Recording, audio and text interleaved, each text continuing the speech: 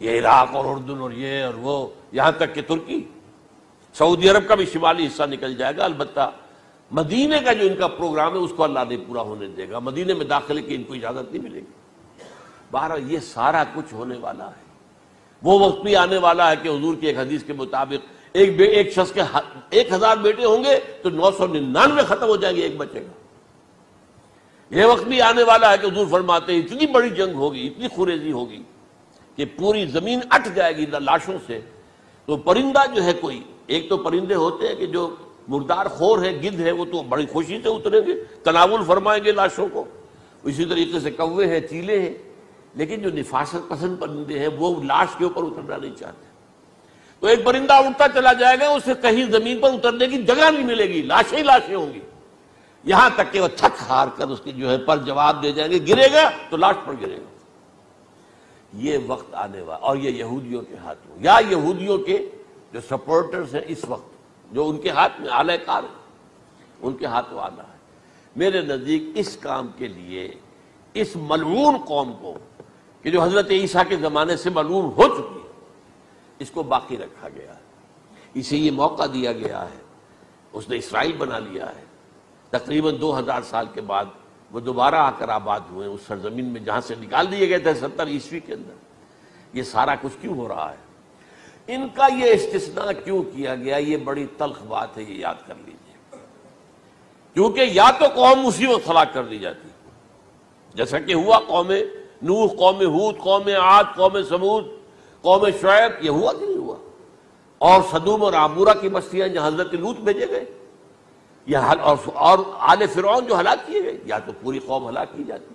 نہیں، یہ یوں سمجھیے کہ اس پورے معاملے کو درمیان میں سے ایک وقفہ دے دیا گیا، حضرت عیسیٰ کو اٹھا لیا گیا، اور حضرت عیسیٰ دوبارہ آئیں گے۔ یہ کیوں کیا گیا؟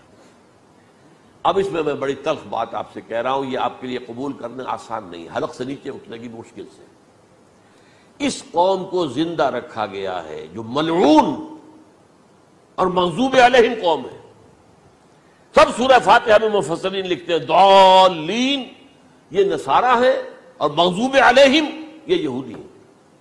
اور قرآن کہتا ہے لعن الذین کفروا من اہل الکتاب علی لسان داؤد وعیسی ابن مریم، لعنت کی گئی ایک ملعون اور مغضوب قوم کے ہاتھوں آخری امت محمد، اور اس کا بھی بہترین حصہ، اس پر عذاب ان کے ہاتھوں آئے گا۔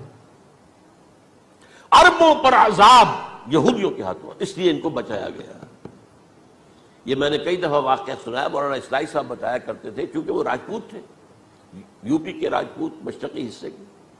کہ ہمارے ہاں کوئی نوجوان اگر کوئی بڑی گری ہوئی حرکت کرتا تھا تو اس کے سر پر چمار کے ذریعے، چمار کے ہاتھوں جوتا لگوایا جاتا تھا۔ اگر راجپوت کے سر پر راجپوت کا جوتا گرا تو چلو تکلیف تو ہوئی، لیکن یہ کہ راجپوت کا جوتا گرا ہے نا، پڑا ہے، لیکن راجپوت کے سر پر چمار کا جوتا، جس کو آپ انگریزی میں کہتے ہیں to add insult to injury, وہ تکلیف بھی ہے جوتا کھانے کی، اور انسلٹ ہے کہ ایک چمار مار رہا۔ یہ امت سب سے خیر امت ہے، کنتم خیر امت اخرجت للناس۔ اس کے لیے عذاب بھی بدترین آئے گا، اور کن پر آئے گا؟ اس امت کا جو اصل نیوکلیس ہے عرب، جس کے بارے میں حضور کی حدیث موجود ہے ویل للعرب، عرب کے لیے بہت بڑی ہلاکت ہے۔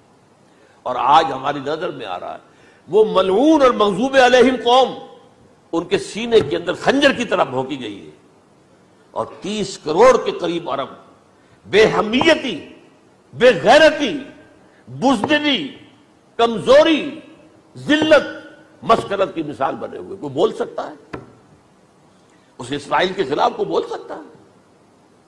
30-35 لاکھ آدمی ہیں اسرائیل کے اندر یہودی، اس سے زیادہ تو امریکہ میں 50 لاکھ کے قریب، کل 1.25 کروڑ آدمی ہے یہ یہودی پوری دنیا کے اندر۔